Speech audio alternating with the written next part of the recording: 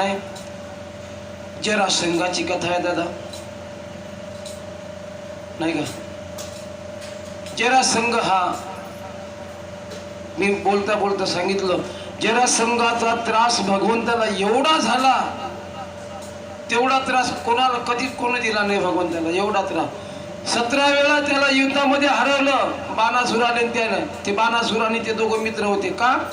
बाणासुराचा मित्र कंस मारल्यामुळं हा चिडला होता, मी याचं सूट घेतल्याशिवाय राहत नाही म्हणून. बाणासुर आणि हे दोघ जण मिळले आणि या जरासंधाचं सैन्य भरपूर होतं. तर हा पण मार खायन निघून चालला जाय. 17 सोयऱ्या केल्या. भगवंताला असं वाटलं निरपराध लोक यामध्ये मरतात या युद्धामध्ये, हा लेखाचा पळून चालला जातो, पण मरून कोण राहिलं? तर म्हणून असं करा का आपणच इथून निघून जाव. म्हणून भगवंत इथून निघून गेले कुठं?